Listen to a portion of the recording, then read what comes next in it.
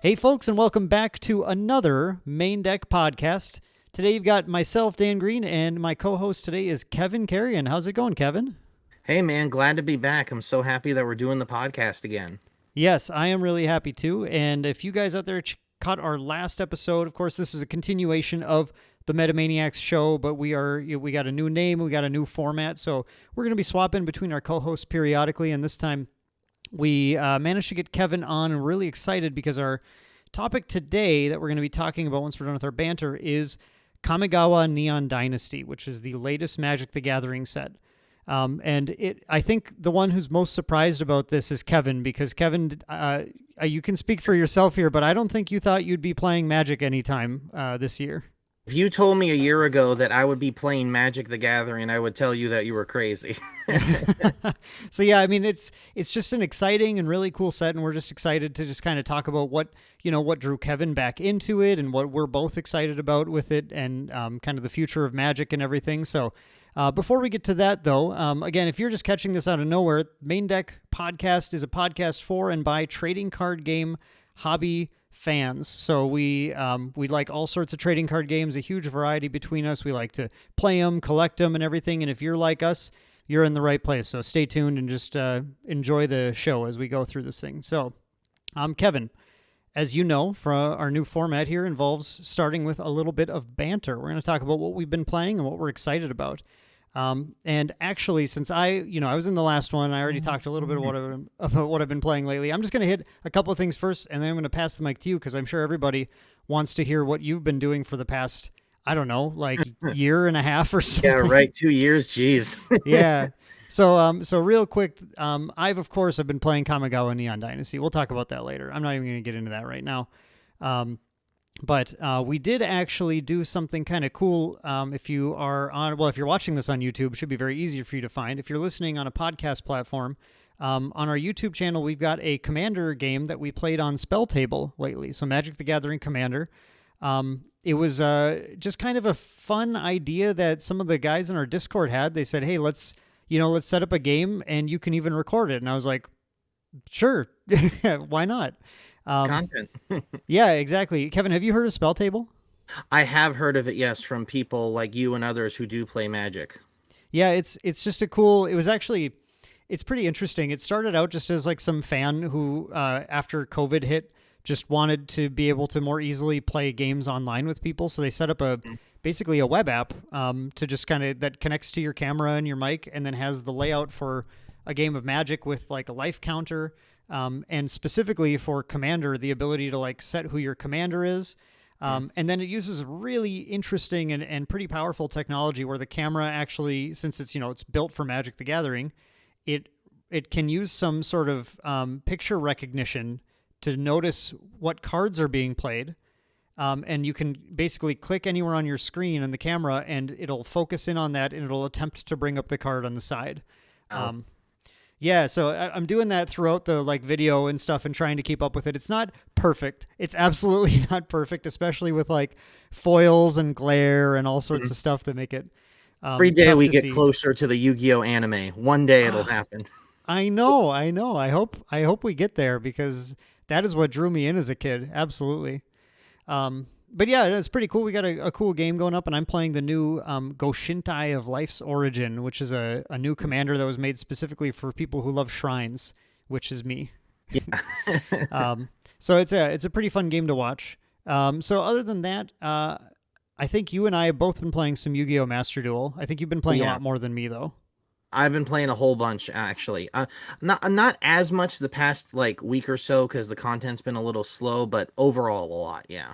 Yeah, that was really fun. I thought, just to get back into Yu-Gi-Oh! A little bit, and just in sort of a free way, because that's always been the struggle of like getting in and having to spend a bunch of money to like compete, and then find out your deck, I don't know, isn't as good as you thought it was or whatever.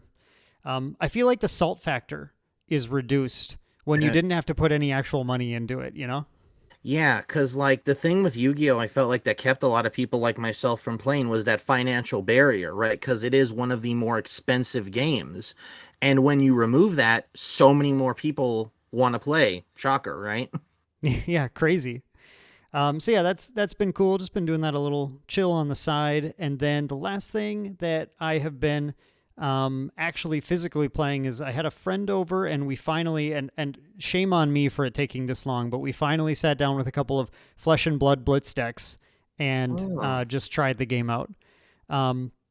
And okay, so this is like something that I wouldn't make like a video about this or anything because I don't think my thoughts are like completely waterproof, I guess. Like they're just kind of an initial impression. Both of us kind of bounced off a little bit, actually. And I think that's nothing about the game necessarily because every game is going to appeal to different people in different ways.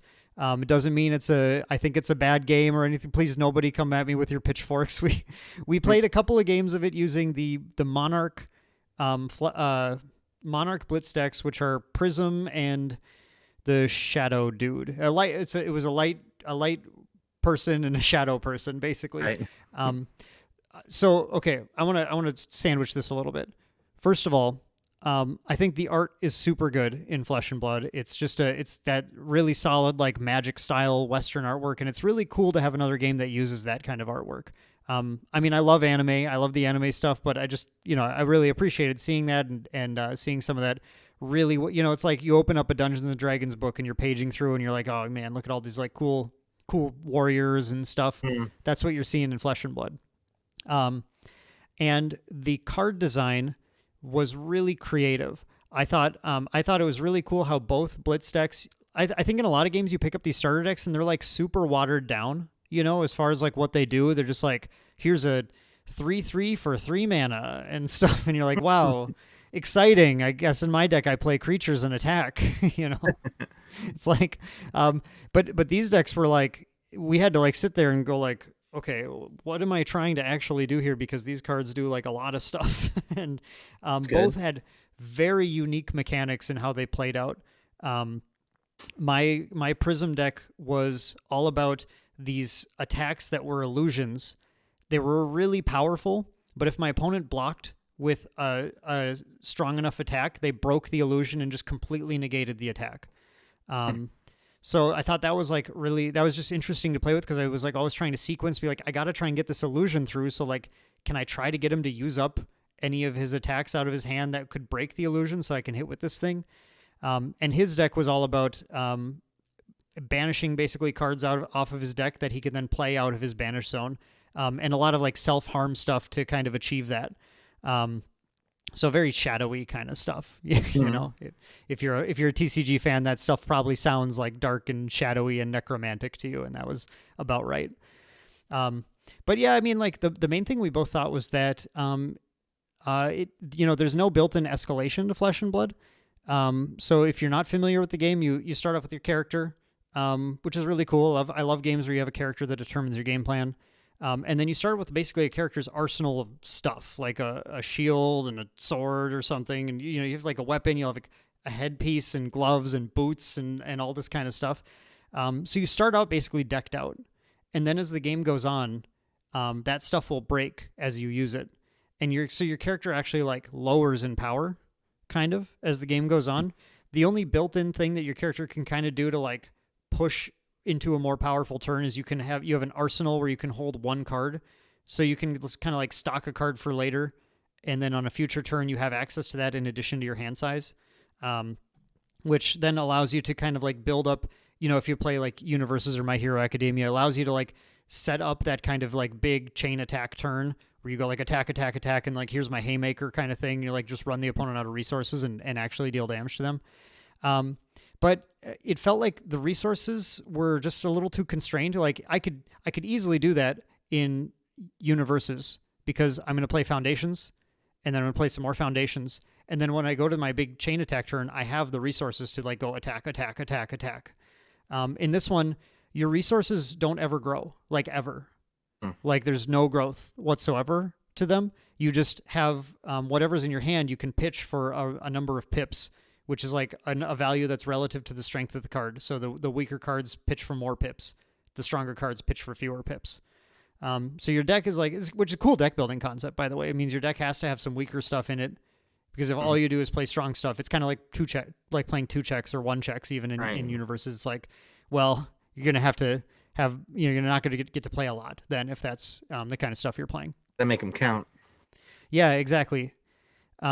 So your deck like kind of has to have that stuff, but then like every hand, it's like, okay, in order to even play this thing, I have to pitch these, and it just kind of felt like your hands sort of, your game was restricted a lot based on what you drew in your hand because you had to pitch certain things to get enough to play the other things, and then you never built up anything that allowed you to like, okay, now it's turn 5, 6, like now I'm playing the big stuff. It's like I'm playing the same stuff I played on turn 1. It's just, and to be fair, and we had a comment on our Discord from the guy who runs the Collision Point blog, which is a super, super cool blog. He covers Fantasy, he covers Flesh and Blood now quite a bit. Yeah. Yeah, and he came in and was telling us about some characters that do that building up, and that is something that like in Dragon Ball Z or Fantasy you'd have like drill decks that could build up and stuff, but and so that kind of stuff does exist in the game, but even in Dragon Ball Z, every character leveled up, and it was actually less common to have a deck that chose not to level up and chose just to sit there. Camp on level 1, yeah. And generally when you did that, you were playing drills. You were still like, because you would keep them out instead of losing them when you level. So even those games that had like escalation to them, where if you're at Goku level 4, like every turn you're like draw an extra card, tutor a card out of anywhere, and like all this kind of, you just like, you have access to more stuff to do. And I just found for both of us playing, it just didn't feel as satisfying as we kind of wanted it to play. That said, it's a game that a lot of people really like, and Legend Story Studios is doing really, really cool stuff in how they're pushing competitive organized play and everything. So I totally recommend people, if they're interested in the idea of Flesh and Blood, they go check it out and just try it. The Blitz decks aren't too expensive. Just grab a couple and play and see if you like it. And actually, I'm going to link into the description here, but again, Collision Point shared with us a really nice resource that someone made where you can basically play simulated games of Flesh and Blood online with real cards or with digital cards. I don't know how that works exactly, but it's cool. Me neither. But yeah, you can sit down and try it out yourself and just see if it's something you like. And check out Collision Point's blog just to, if you are interested in theory behind the game and all that kind of stuff. So anyway, I went on for a lot longer than I meant to about that, but It's all right. I guess I just had a few things to say. So, and Kevin, you haven't played Flesh and Blood at all? No, I haven't. I've heard a lot of comparisons between it and Panini Dragon Ball Z, though. Yeah, I mean, it's, like Panini Z and like Universes, it's a game of, here's my character, and I'm going to throw attacks and stuff. I'm going to try and lower your life to 0, effectively. So it's two dudes beating each other up rather than the like play dudes and attack style of game. And those are like the biggest similarities, but I really felt more of a Universes vibe than I did a Panini Z, having played a good chunk of both. So I would more compare it to that, but I really, the strongest thing I thought of when I played it was, I was like about 3/4 of the way through a game and thought, I kind of just wish I was playing like My Hero Academia right now. Like it would have felt better to me. And that's just, again, personal taste. So, Right. Okay. So I'm going to stop jabbering so that Kevin, you can go ahead and tell us, what have you been playing? What are you into? Yeah, as far as card games go, like you said, I've been playing a lot of Master Duel. There was the Xyz festival not that long ago. I don't know if you participated in that. I missed it. No, I guess I've just been playing on the side a little, I haven't been catching everything. That was, excuse me, that was my alarm. That was really fun because, fun depending on who you ask, because the whole format was, in your extra deck, you could only use Xyz monsters, which are the black border cards, like Zodiac and things like that. And they're going to have a special festival for each of the different kinds of summon mechanics. So there's going to be Fusion, there's going to be Synchro, Link, etc. So what people found out very quickly right after the festival started is that you play in the games and you get medals, and you use those medals to get gems and legacy packs. And you got 100 medals for winning a game, and you got 50 for losing. And I think the number was if you win 30 games, it started to be diminishing returns with how many of the gems and the legacy packs you got. So that was kind of like the main cutoff point. But people realized very quickly that, hey, instead of playing, half-hour long games of Yu-Gi-Oh, what I can do instead is build a deck that specifically kills me, kills yourself, and just get the 50 medals that way. So right, because in Master Duel, a concession doesn't count as a loss. It's a concession. Right. So you only don't get rewards if you actually give up and surrender. So what I did was, instead of trying to win 30 games, I just played what's called self-TK deck and killed myself as fast as possible 60 times. And I gotta be honest, it was honestly super fun because sometimes you would pair up with somebody else playing a self-TK deck, and it was who could kill themselves faster. Oh my goodness. When do I you don't ever know. get to do that in a card game? I don't know if you've ever seen the movie Happy Death Day. I haven't. I remember the trailers for it though. It's actually surprisingly a really good movie, but it reminded me of that. It's like, how quickly can I kill myself? That is so funny. And yeah, I think it was only because it was so different and it was only for a limited time that it was actually super fun. Right. That wouldn't be like a fun, like, ongoing gameplay loop, right? Where that's Exactly. like the only thing you do, but for a special event. Right, for a couple of days doing that, it was really fun. And then, like, I think it was literally, credit to Konami. As things have been popping up in the game, they've been really good with addressing any issues that have come up in a very fast and timely manner. So I think that lasted for about 2 days, and they bumped up the rewards for winning a game to 500 gems. Oh, 500 wow. medals. So, like, they may have overcorrected a little bit because, like, they can't give you nothing for losing because that wouldn't be fair, right? Like, No, if you're actually trying to win and you just lost, right? right. So that was their compromise for that. But I had already finished by that time, so it didn't affect me anything. That is so funny. Yeah, so that was a blast. But right now, I'm gold 4 rank with a Zodiac deck, which I've been playing. And it's Nice. starting to get real sweaty once you hit gold. So I think I'm going to change my deck to a Tri-Brigade Zodiac variant. Yep, I've heard that's a good one.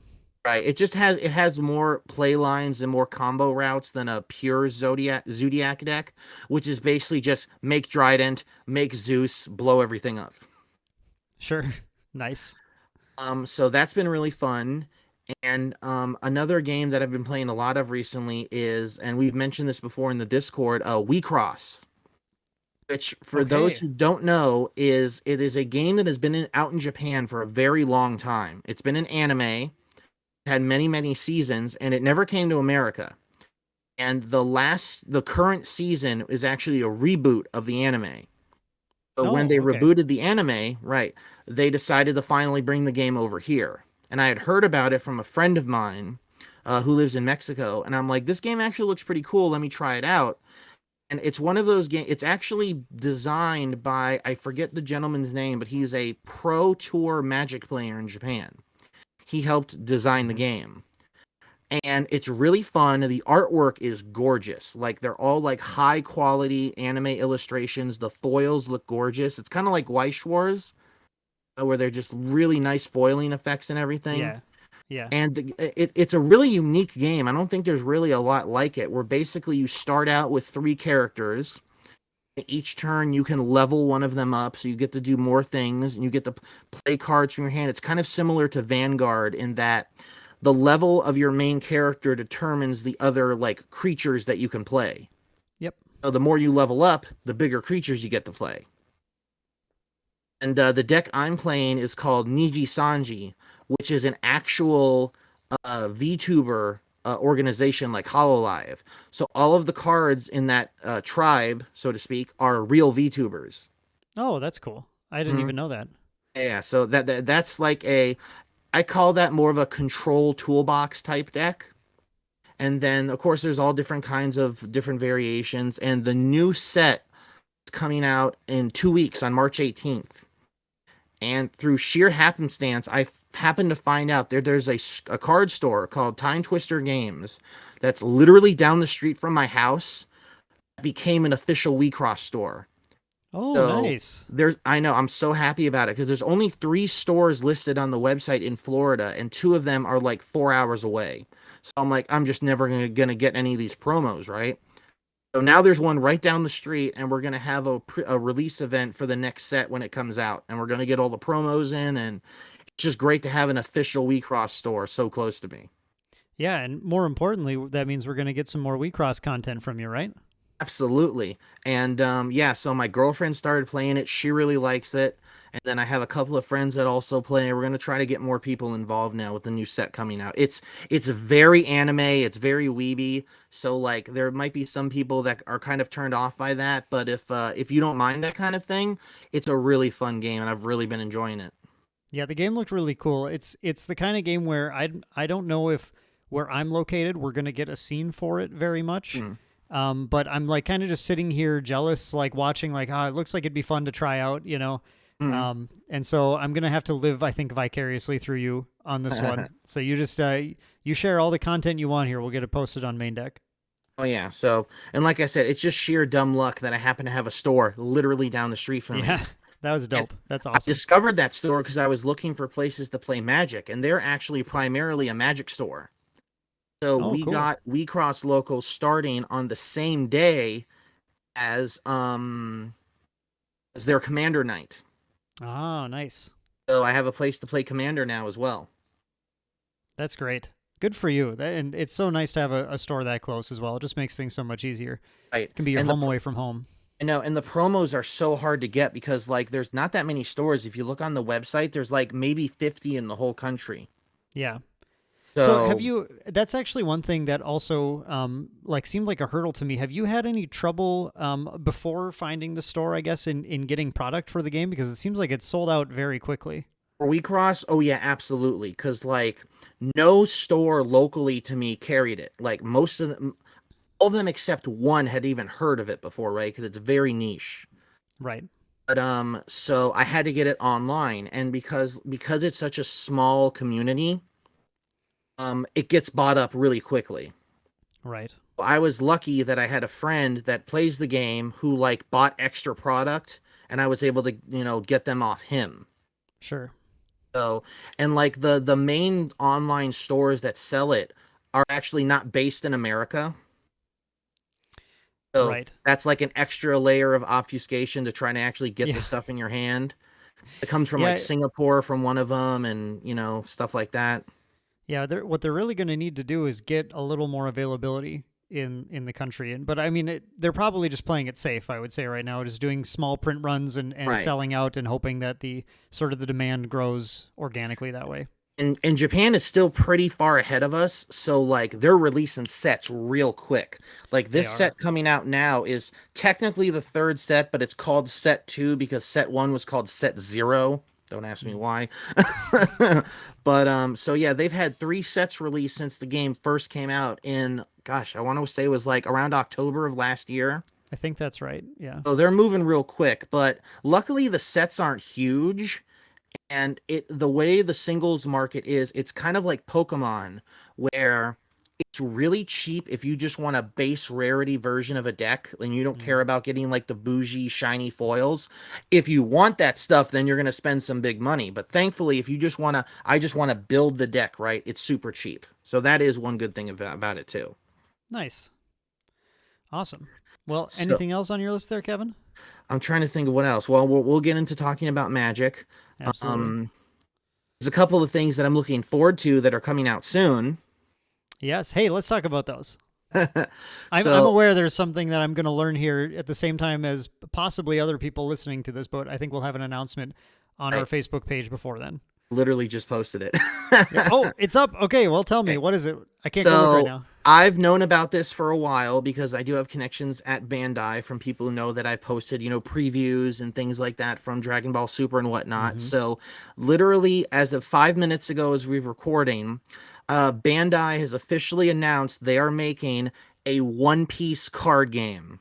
Oh, I did not expect that. I Wow. am so excited because One Piece I've loved that series since like it first came to America when I was in high school, right? That was when I started reading it.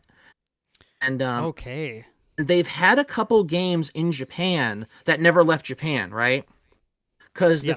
the thing about One Piece is, for people who don't know, the guy who makes it, Ichiro Oda, is extremely protective, as he should be, of his, of his story, of his characters and everything. So he personally goes over everything that comes out that's One Piece related. Every game, every novelization, like whatever. He always has a hand in it and approves or denies it.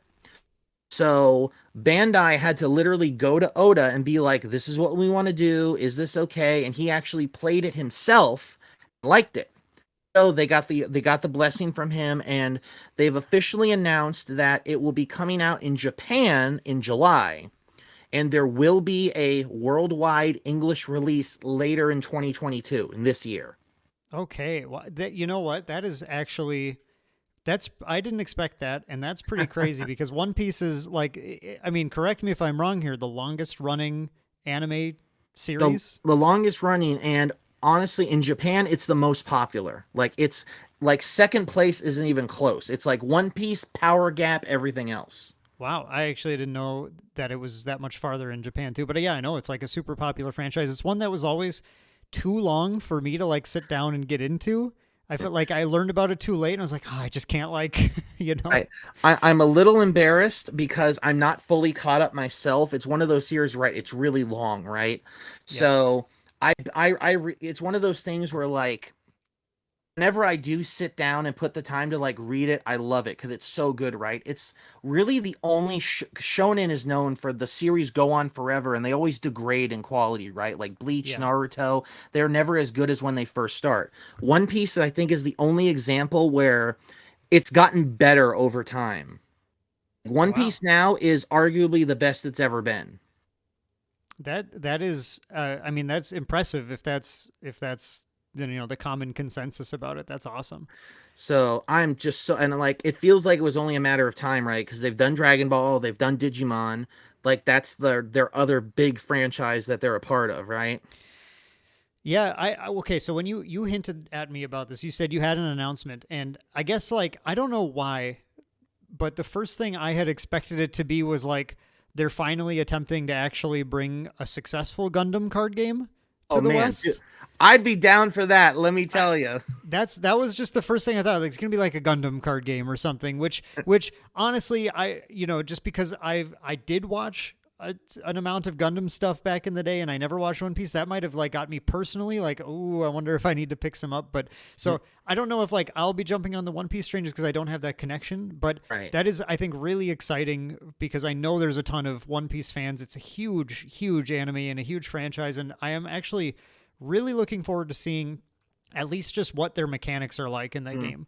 And because Bandai has done some, they've actually, for the games they've released, they've been fairly innovative in some of their, like, so I think some of their core mechanics are pretty like straightforward, baseline, Right. similar like Dragon Ball Super, play dudes and attack kind of thing, leader with Mm. powers. But then the combo thing, as in our last episode, we kind of blasted it for its flavor, which is like a Right. totally different subject from like, I just think that it is a pretty neat mechanic of just Mm. like having to like commit to this attack a certain amount, and there's like a little bit of a bluffing game to it and Mm. stuff, and I think that's cool. So I'm excited to see what kind of stuff they put in just to the core mechanics of the game and how they bring out that flavor.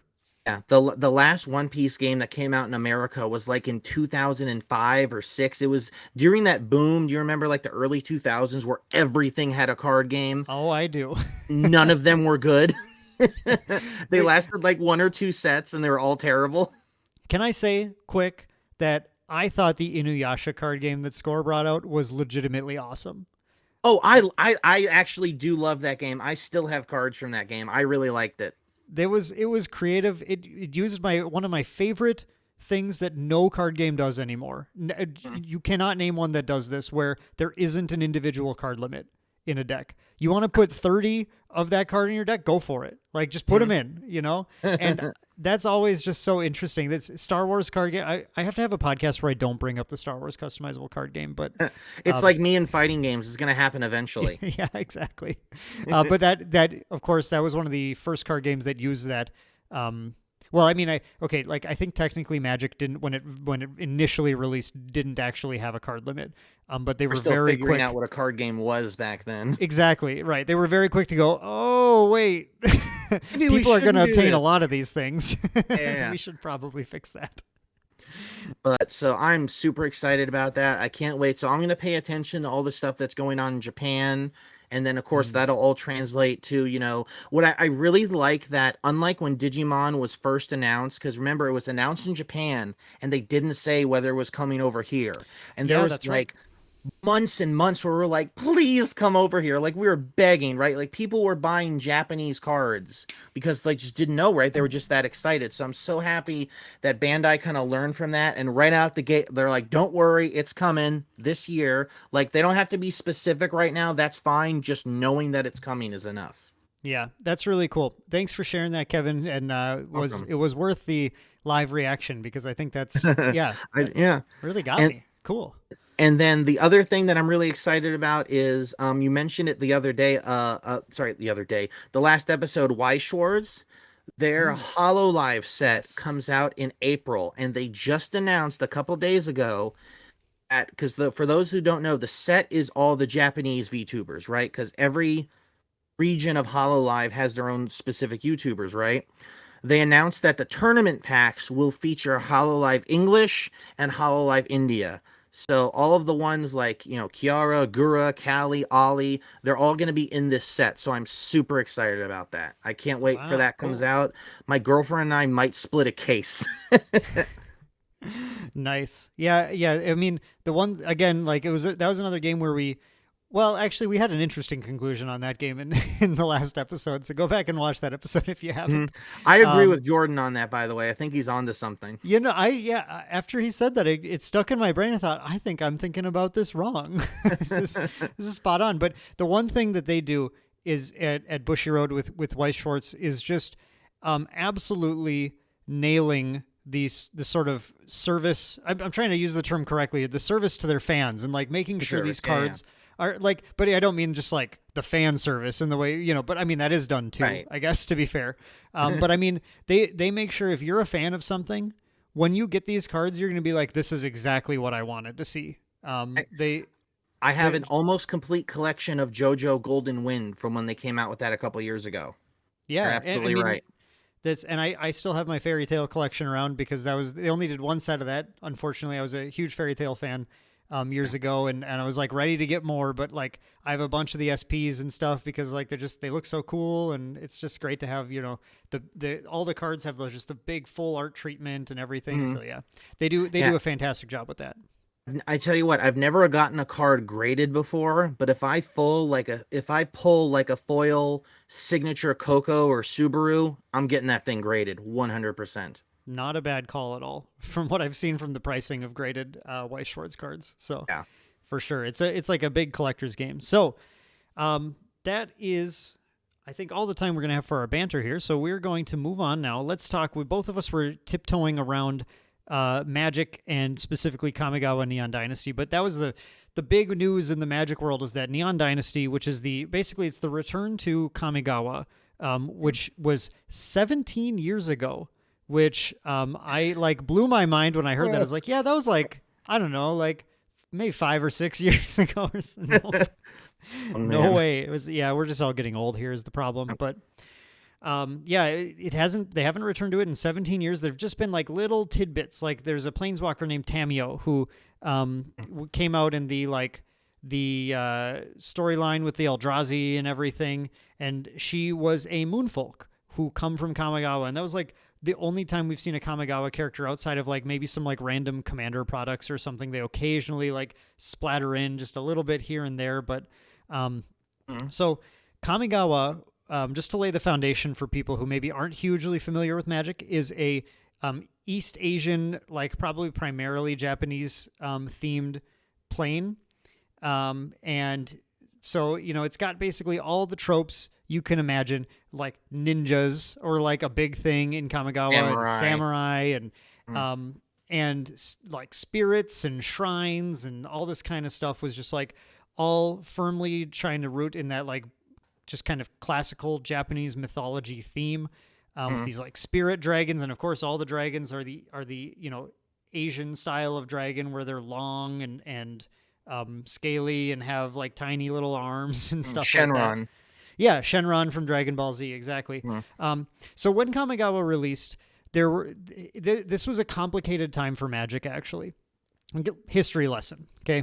So Kamigawa released right after a set called a block called Mirrodin, and Mirrodin was an artifact themed block, and it was the first block where they introduced equipment. So equipment were this new card type artifacts you put in play, and then you could pay mana to attach them to creatures. But then when the creature died, the equipment fell off, right? And then another creature could have it attached to it and stuff like that. That was new and like exciting back in the day. It's just like a common thing now. Yeah.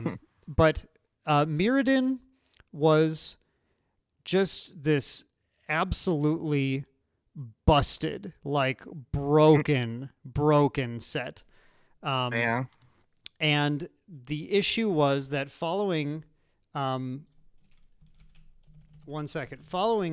release, the game basically needed to have less power than it did. Mirrodin had the most bans in standard history.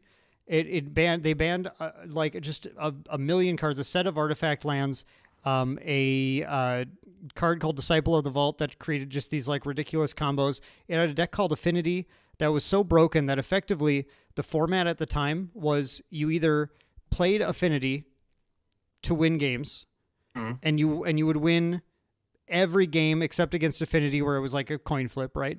Or you played this one deck that was like mainboarding 12 cards effectively that only destroyed artifacts. That was like the only thing they did. The whole purpose was just to like try and destroy artifacts.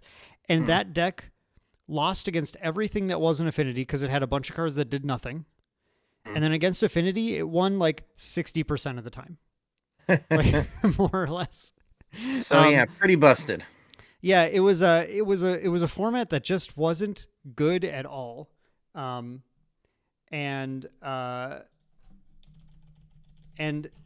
when they got to Kamigawa, one thing they had to do was just really, really, really pull back on everything, and lower the power level of things so that, because the issue with, and this is where like power creep is like a thing that, people rightfully complain about all the time.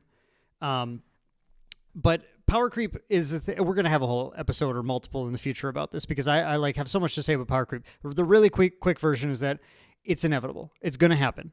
And the reason is when people see cards they like, they buy product. TCGs, as much as we love all of the social and hobby and collecting aspects of them, they are a marketing method, a way to sell product, a way to get people to buy enough product to keep going and everything. And if you release sets where people aren't excited about the cards in them, then they aren't going to buy as much. Might buy a little, but not going to buy as much. And if you create a set like Mirrodin, where your cards are all like, wow, these are like really strong. If you don't follow that up with a set that is like equal or greater in power level, right, then people go, eh.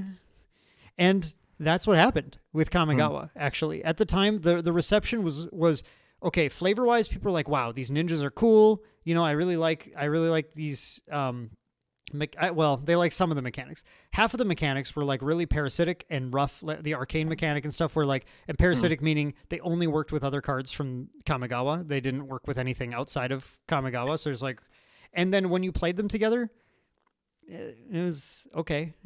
It was like a deck you can play, I guess. Right. But this was intentional, right? Because like you at some point, then what you have to do is take the L. If you're a card game company at in this position, you have to go, well, we can at least make the set after this look exciting, or the block after this look exciting. Right. And so Kamigawa was like, had a really cool flavor, but then just like wasn't mechanically as impressive as Mirrodin. Mechanically, it had a little bit of parasitism, although it had some really good ideas that people really did like ninjas. And it sold Okay, it had a busted card called Umezawa's Jite that came out in Betrayers of Kamigawa. That was a mistake of a card. They just literally legitimately had, no, like I don't mean like, oh, they screwed up. They like legitimately said, yeah, we messed with the numbers the wrong way, and then Oh, released it. interesting.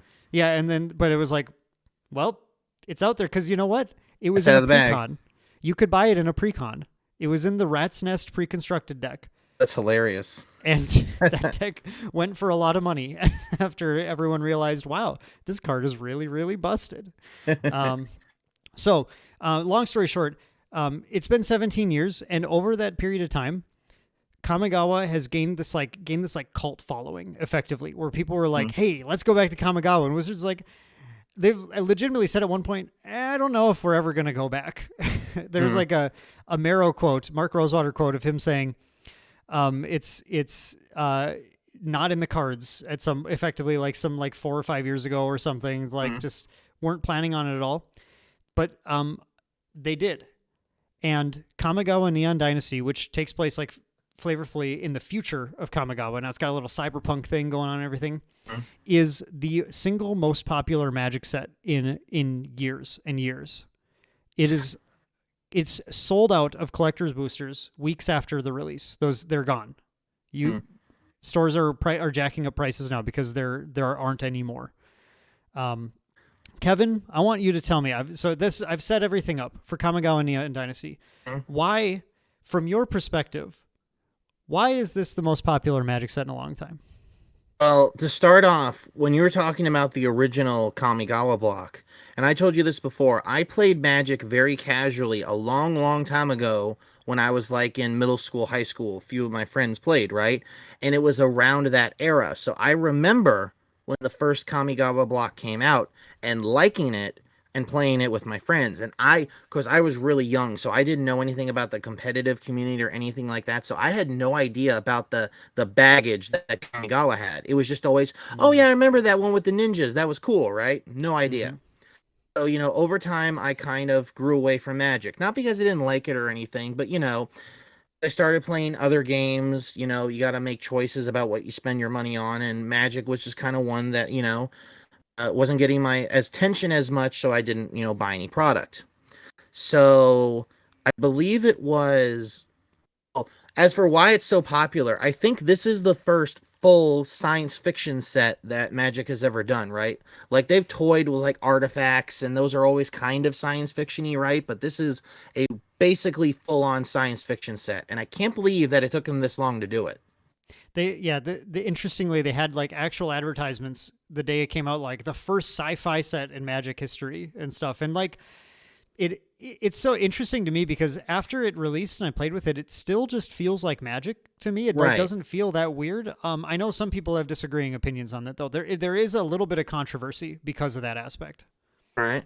Well, that was the first thing that got my attention where I saw that advertisement and said, wait a minute, Magic's doing sci-fi? And, as a Star Wars fan, like I love science fiction, right? And I specifically really like the cyberpunk aesthetic. Like that's one of my favorite subgenres of sci-fi, like Ghost in the Shell, Blade Runner, things like that, right? So they're doing sci-fi and they're doing cyberpunk, so I'm already interested, right? And the final nail in the coffin, so to speak, was a friend of mine who doesn't even play Magic showed me the picture of the alternate art Planeswalker card that was drawn by Tetsuo Hara, who is the artist of Fist of the North Star. And they're like, dude, Tetsuo Hara drew a Magic card. And I'm like, excuse me? So I saw that and I'm like, well, guess I'm playing Magic now. And then everything that came out after that, and they also had another alternate art card that was drawn by Yoji Shinkawa. For those who don't know, he's the character designer of Metal Gear Solid, the Buy a Box promo. So I'm like, okay, I'm going to get invested in Magic. And then everything that came after that, like they showed, oh, they're going to have anime art style alt arts. And then they came out with that beautiful anime intro that they did, right? And like Wizards, make a show out of that, please, for the love of God, like on Netflix or something. Arcane has shown that it can work, right? Like, please do that. So like so many things just all aligned with my interests so perfectly in a way that I never thought Magic would do. Yeah, it's, and I think that's actually one of the biggest successes of this set. For people who've been watching Magic over the last couple of years, a couple of years ago, they announced with the set Throne of Eldraine something they called the Booster Fun Initiative. Basically, the idea is that Wizards sat back and looked at their product and thought, our product's kind of boring, which Kevin, I don't think you're going to disagree with me. Like prior to this, right? I mean, Magic had kind of a boring product line where it's like, okay, you can buy booster packs and they got Magic cards in them, and there's a foil in every 3 packs. Yeah, it doesn't have that level of excitement that some of the other games do, right?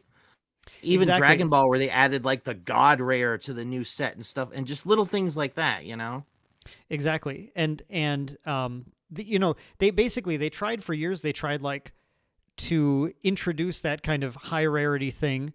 They started by doing the masterpieces that they introduced beginning in Battle for Zendikar and going into Kaladesh. Those are the big ones where every case had 1 or 2 of this like high rarity special frame reprint card and special foiling and all this kind of stuff.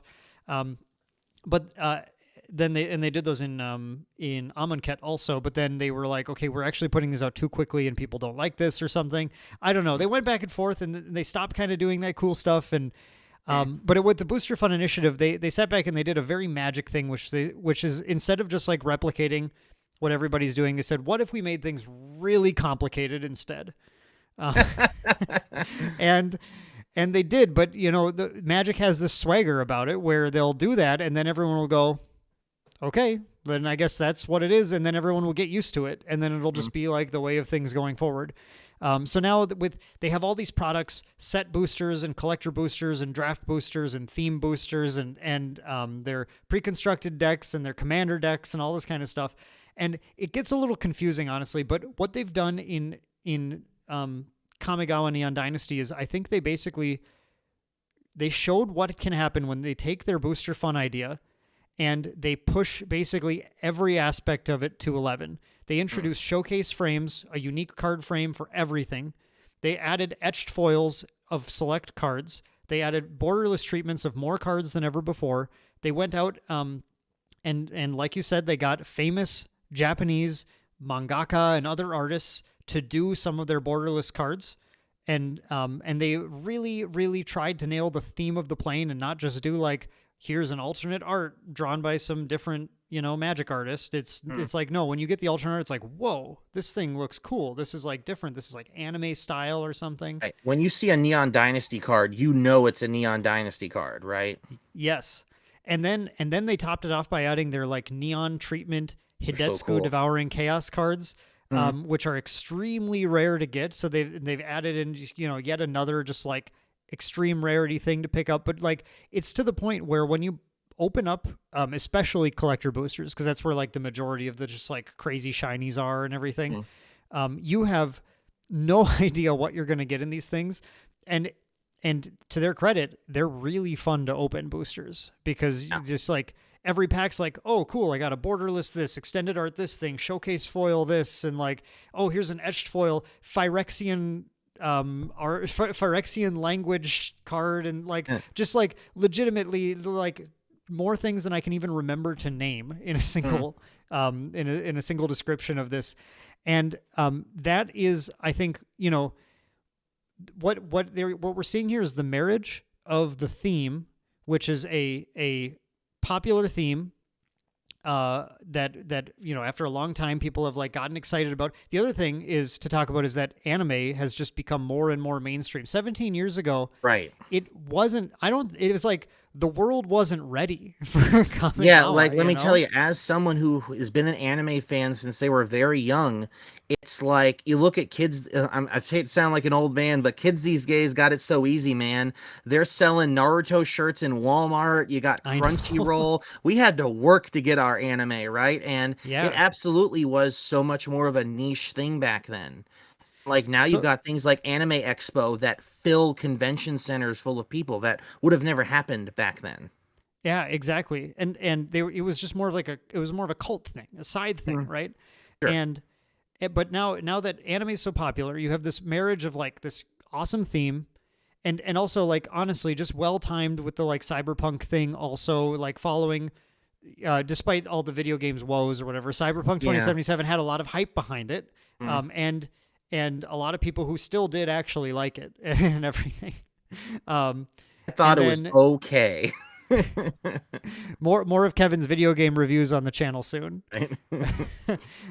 But yeah, you have just themes that people kind of get into and can pick out and go like, oh, I like the sci-fi aspect, I like the anime aspect, whatever. And then you take those themes, then you apply more cool card styles, more exciting stuff to open out of boosters than you can shake a stick at, so that once you start cracking these things, you're like, I want to open more of these. Like these are looking really cool. I like these. I like the themes of these. I like how they look on the actual cards that I'm getting to, and I'm excited to chase after etched foil, borderless, all this kind of stuff. And then finally, the other side of things is that people have. Oh man, I lost my train of thought entirely. I had a fourth thing that I was going to say about that. But the fun to play. Well, yeah, I mean the thematically, that's another thing. I guess I'll just go into that until I remember what I was going to say. Is that not thematically but mechanically, they basically just took all the best themes from Kamigawa and then stacked in a bunch of other cool themes that people really like. Dude, they put Gundams in Magic. How cool is that? yeah. It's got. I mean, that's the theme wise. But they've got a vehicle theme. Basically, it's like if you like ninjas, obviously it's good for you there. But because of the ninjutsu mechanic, which allows you to bounce creatures, there's a bunch of creatures with comes into play effects, which are just like a fan favorite thing of just like value town creatures. Like they do something come to play, they do something they leave play. They brought back their sagas, which people really like, and specifically sagas that turn into creatures, which then a ninja can bounce, and then you can replay it as a saga again and get the effects a whole additional time. It's so they've got like these layers of like depth to the gameplay that's actually like really fun to explore, especially in like limited sealed events and everything. If you like artifacts, it's full of artifact stuff. It's got creatures that become equipment, and it's got vehicles which become creatures and stuff. Yeah. And then if you like enchantments, it's full of enchantments. It's like basically just a name a thing you like in Magic, and it's like in this set effectively. Which is even better for people like me who are either new players or lapsed players, because it has that wide range of everything. You can find what you like to play in Magic with this set. Yeah. That if you're like, man, I really like artifacts. And then when the next set comes out, you go, what artifact decks can I build now? Exactly. And I remember the thing I was going to say. There's a secret sauce to Kamigawa Neon Dynasty, and that is honestly the 17-year gap.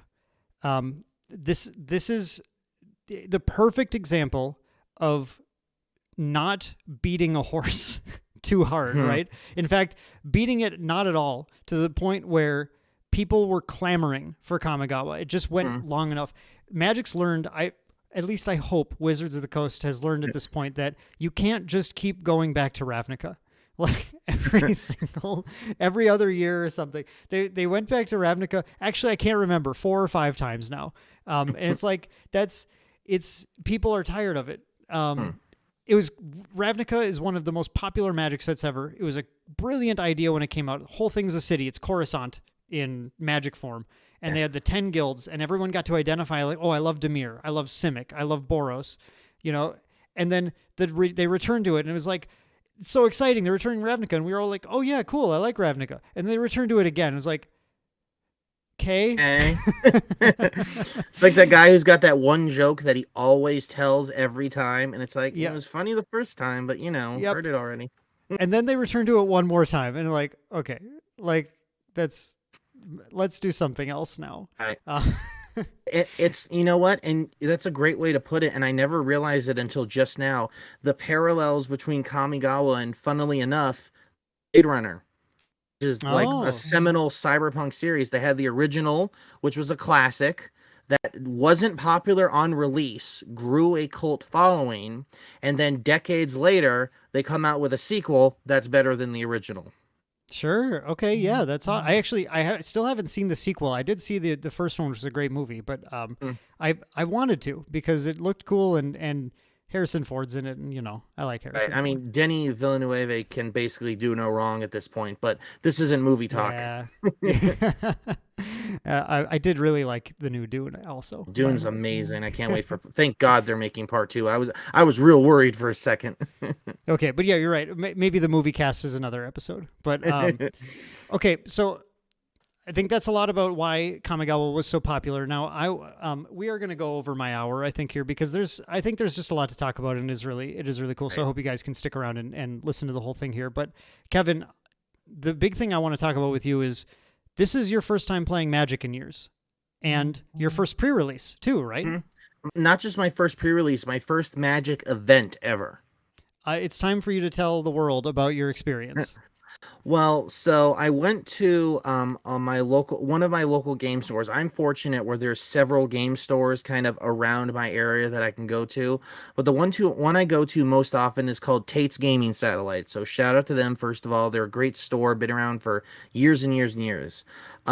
So I knew that they always hosted Magic. That was one of their big games, right? So I talked to my friend who works there, and I'm like, I'm interested in this set. What's coming out? What's going on? So he told me that they're doing the pre-release. So I went on that Saturday. It was actually the same day as the Pokemon pre-release, funnily enough. So I was able to ended up buying. Well, first I got my bundle, pre-release bundle for the event that you open up, and I got two more in addition to that. So I ended up with three of them. I was happy about that. So it was my first event. There was a lot of people there, and there was a really good mix of people too, which I was kind of surprised to see. And I don't know if that's because I think a lot of new players were there like me because it was Neon Dynasty, right? So that was cool to see. And the event was a lot of fun. And one of the things that I didn't know if it was just because I was new and I wasn't sure, but from people who have played Magic for a long time, they've said that this set in particular is really good for drafting because there's so many different distinct archetypes that you can build. So I ended up building a vehicle build. I happened to pull a lot of the support. I got like mech hangers and the pilots. So I'm like, all right, cool. I'm going to make a Gundam deck, right? And it was a bit of a learning curve to figure out how the ride mechanic worked. Like I did it wrong a few times, and everyone there was super nice. They were so willing to teach me like the ins and outs and what to do and everything, and like what the good ratios are for a pre-release deck. So I ended up, I think it was 4 rounds. I won one and I lost the other three, which, as long as you don't go, 0-4 or whatever, that's a win in my book. Yeah. And at the start of every round, they had raffle tickets where they were giving away promo packs. So I actually ended up winning in the last round I want to remember, Innistrad, and I can't remember the other one, promo pack. I didn't even know Magic did promo packs, so that was cool for me to find out. So I won 2 of those, and I just had a great time overall, and it really got me like back into the feeling of Magic. And I missed playing it. I missed the back and forth, like the ins and outs of the game, and playing lands and just the way the game works and ebbs and flows. It was a lot of fun. And Dan helped me build a Ninja Commander deck that we're gonna update now that the set's out. Yes, definitely. Definitely. And There's too many cool new toys to use now. yeah, and I'm really excited to build my Ninja Commander deck and start playing Magic again, which again, if you told me a year ago, I'd think you were crazy. Yeah, so I want to talk about one thing you mentioned, which is the crowd you saw there. I think there's 2 things going on. I think one is, yeah, the set just brought in, people out of the woodwork for sure, because it's as like yourself. There's if it brings you in, it's got to be bringing other people too, right? I got all the weebs interested. Yeah, absolutely. But also, the player base of Magic has been evolving for years. If people, I mean, especially if you've been out of the game, you probably haven't noticed. But what's happened is that due to a number of factors, actually a really complicated topic where I've had multiple discussions back and forth with some of my ingrained like current Magic and old Magic playing friends, where there's a lot of factors that go into this, so I don't have like an exact reason, but effectively the game has like skewed casual fairly strongly over the years, where Commander has become the dominant format. And I don't mean that in a bad way either, by the way. A lot of competition is now on Arena instead of in paper. Magic has simply sort of stepped back slightly from the amount of like kind of big like tournaments they're putting on and everything, Right. and have and you know, of course the pandemic had a lot to do with things too. But Magic you know, when I worked at the shop, and people wouldn't believe me when I said this, but like I worked at a card shop back in the day, and sold a lot of Magic to people. Magic was always a casual players game. Is like funded by the casual players effectively. We had competitive people, of course, came in buying product and everything, but like so many more just like casual people who would, if they wouldn't necessarily always be buying from us either. They would buy at Target and Walmart and everything and just play their games. But like we'd get calls from people like, how does this rule work? We by the way, we're a rules hotline, and I'm sure a lot of people who work in Magic shops, I guarantee who are listening to this right now are like, yep, because I'm sure it's not just us. And from the outside looking in, it did not appear that way at all. I just always assumed that it was like a really like hardcore group that were playing the real sweaty, you know, tier 1 competitive decks, and it was very intimidating.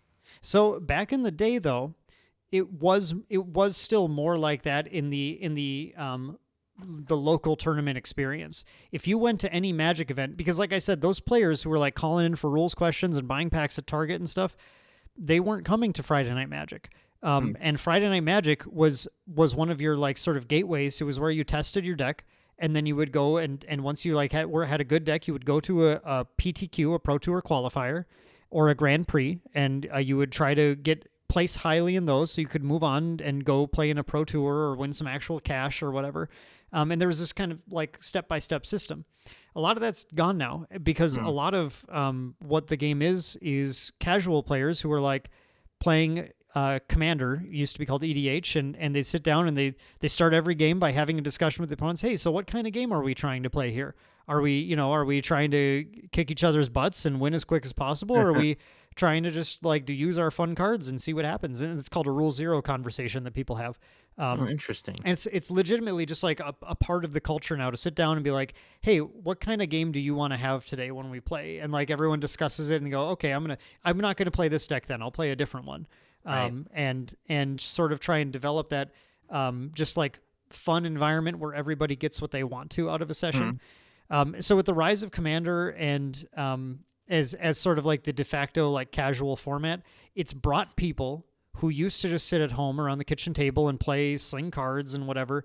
It's brought them into the stores because they now have they can come there and there's like a codified casual format that they can just sit down and play their favorite cards in. And then the players who were, sweaty before, myself included, I was definitely one of those. Now I'm more of a Commander person though, but like a lot of those players who just wanted the competitive environment are actually more often just grinding on Arena. And you find that the local tournaments aren't usually quite as cutthroat as they used to be. Almost like a break. Yeah, it's sort of like competitive ranked. Yeah, exactly. And it's the environment has just shifted quite a bit in a way that I think a lot of people who were turned off by that sweaty competitive environment might find pretty refreshing. Absolutely the case for me, because like I said, when I went to that first WeCross night and I met the Commander players there, they were all super cool. I was watching their game and seeing how it works and everything, and it's just fun, man. And I really enjoyed it. And I'm like I said, I'm so looking forward to getting a Commander deck and going to join one of these weeks.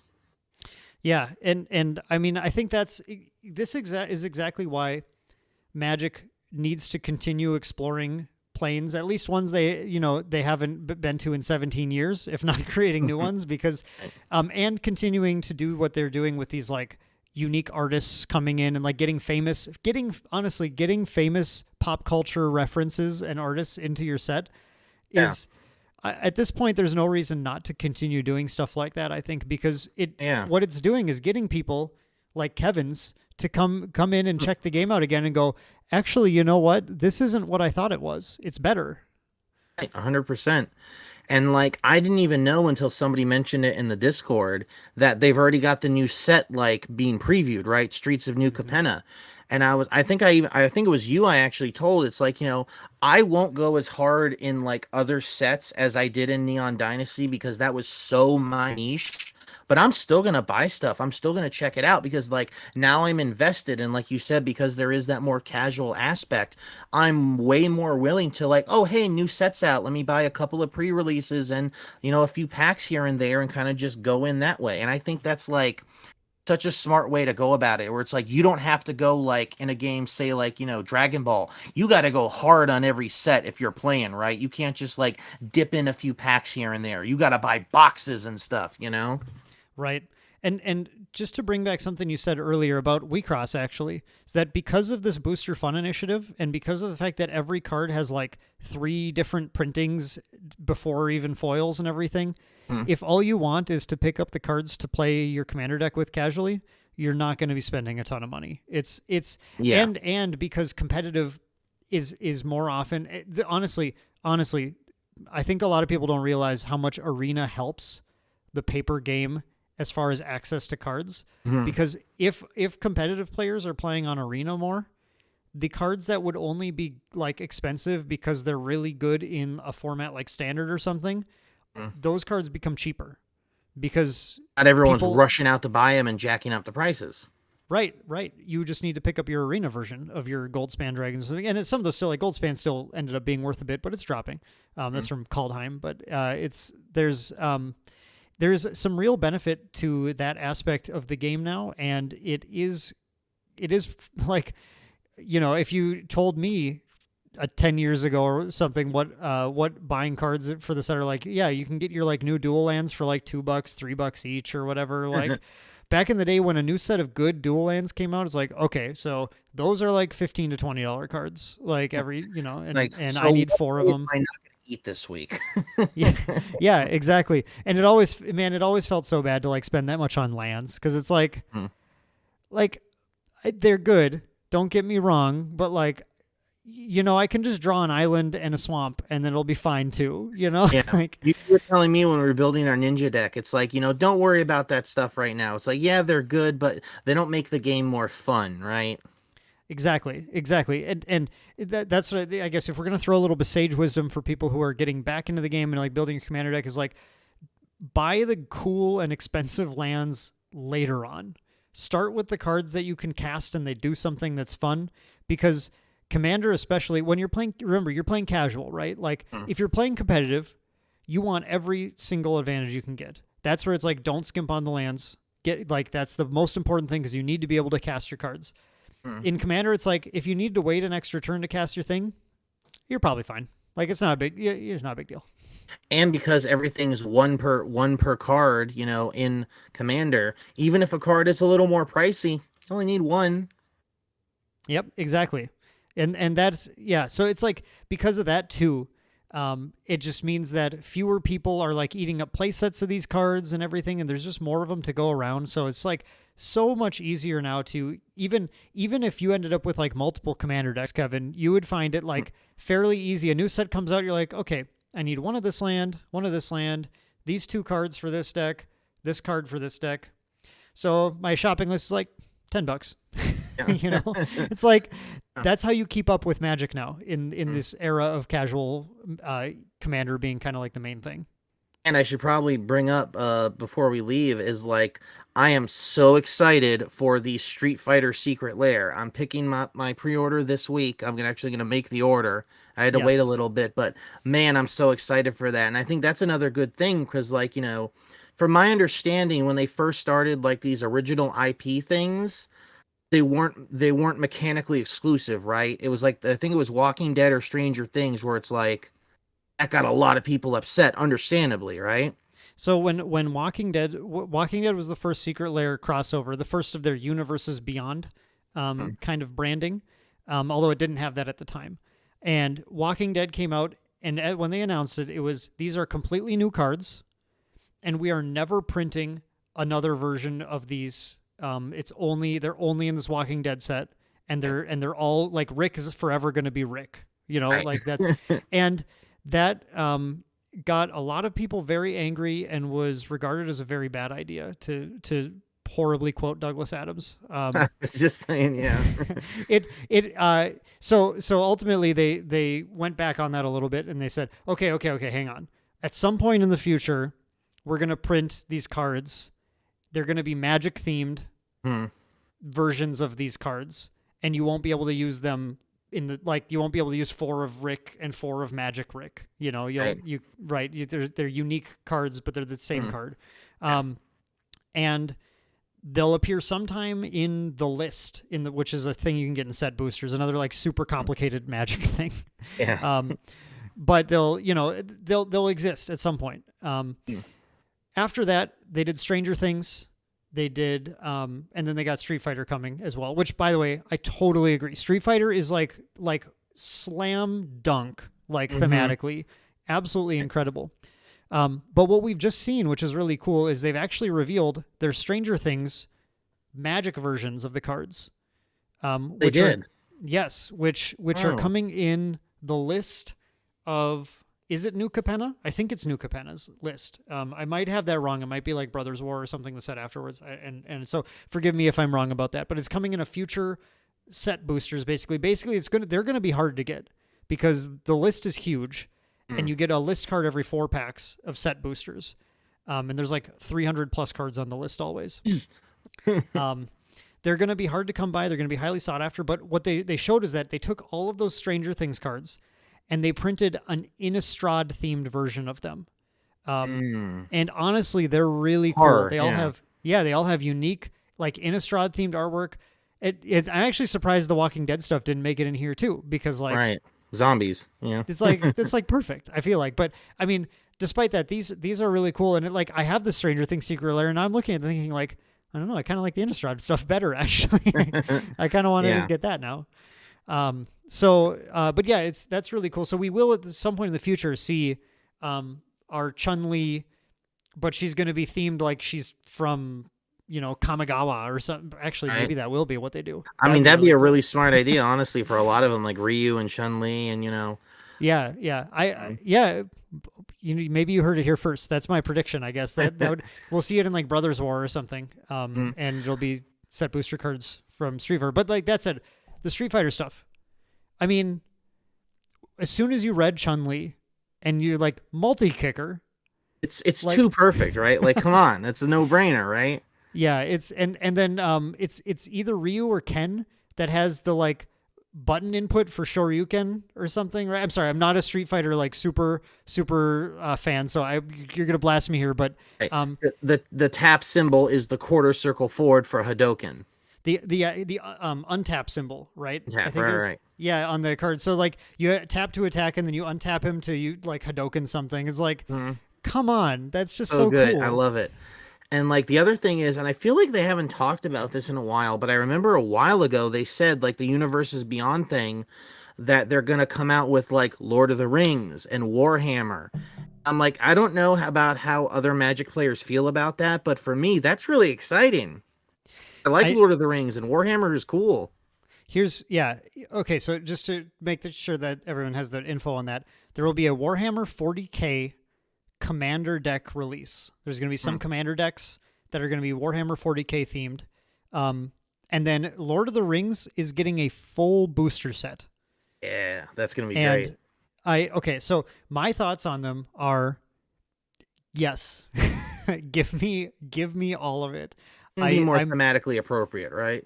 Yes, I'm so pumped for both of them. And to tie this back to Kamigawa Neon Dynasty, there are people who are they're not going to be fans of it. There's people who don't like Street Fighter. There's people who don't like Kamigawa Neon Dynasty. That's just always going to be the case. You're not going to please everybody. There's people out there who really liked Return to Ravnica also. The Reckoning. and they like that. I didn't like that. I like this. They don't like this. That's how it goes, right? That's how it's going to be. But here's the thing you can't deny. Kamigawa Neon Dynasty and its Fist of the North Star artwork and everything got Kevin to come play Magic, right? Warhammer 40K is going to get Jimmy to come play Magic, right? Lord of the Mhm. Rings is going to come get Amanda to play Magic. Like, these are what they're doing is these are bringing in people to the game.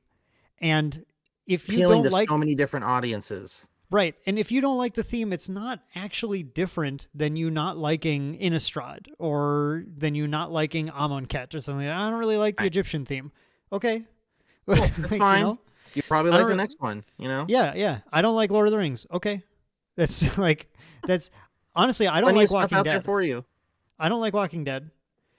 But if someone Used sits to. down and plays Rick against me, like, I'll just lightning bolt him. Like, whatever.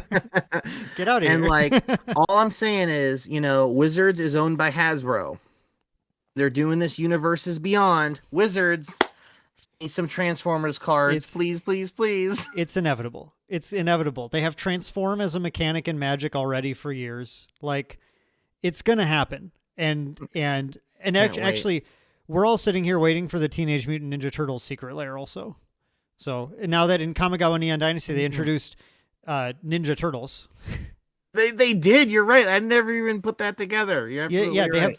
they have some this Kappa ninja who blows up artifacts and stuff, and then they actually have a rat ninja who makes your ninja costs cheaper, which is a shoe-in for Splinter. And we talked about this before. There's the black one drop in Neon Dynasty that's called "You Are Already Dead." Yep.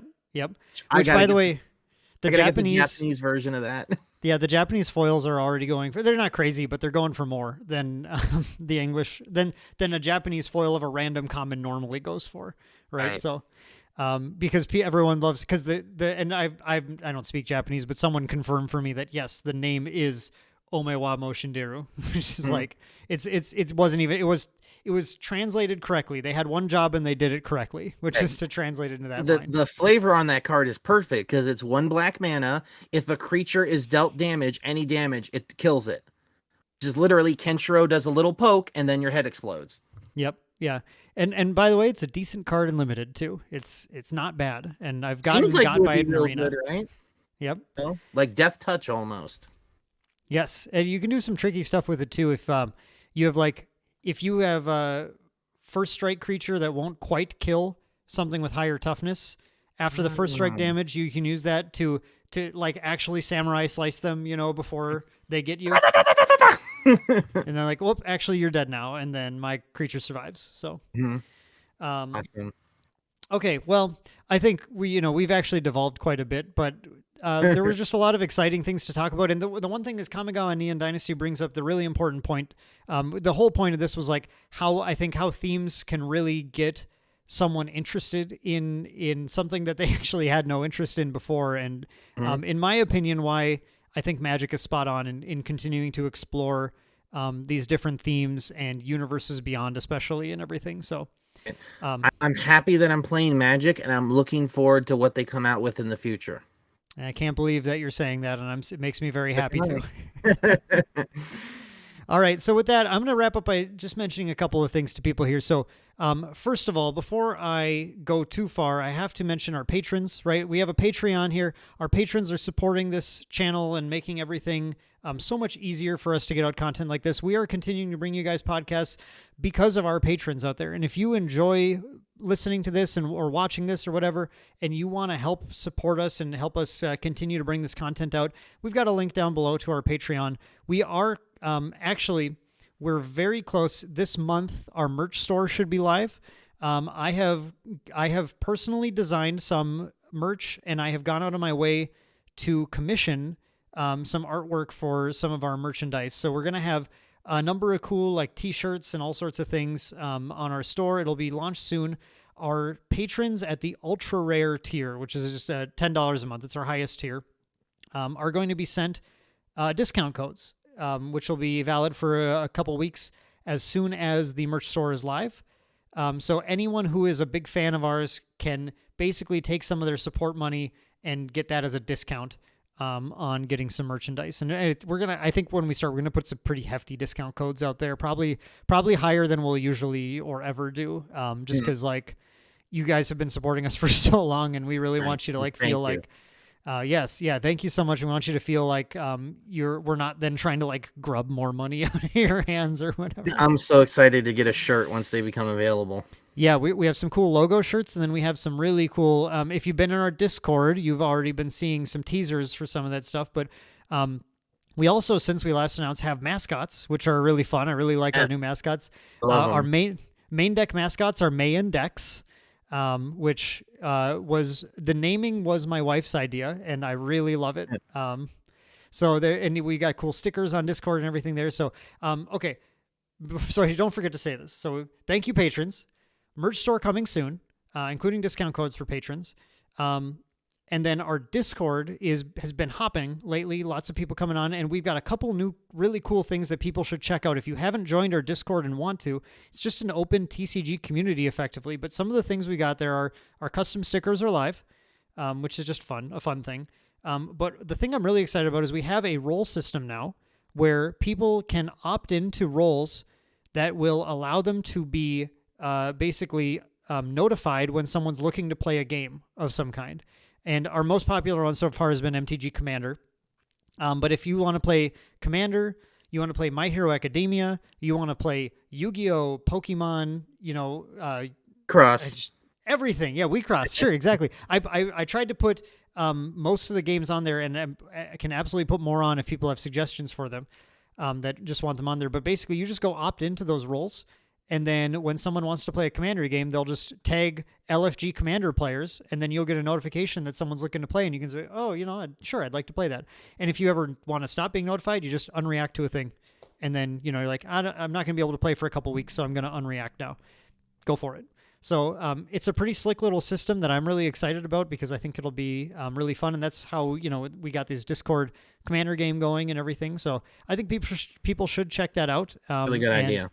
Yeah, and I think, we're just trying to make it a cool community for people to come chill, talk about their favorite card games, and sling some cards with people. So link to that's all in the description below. Sorry for the super long thing, but I think it's going to be a really cool place, and we're going to be running another giveaway this month for and actually I think this is like news now. I haven't said this to anyone yet, but it's going to be a merch giveaway.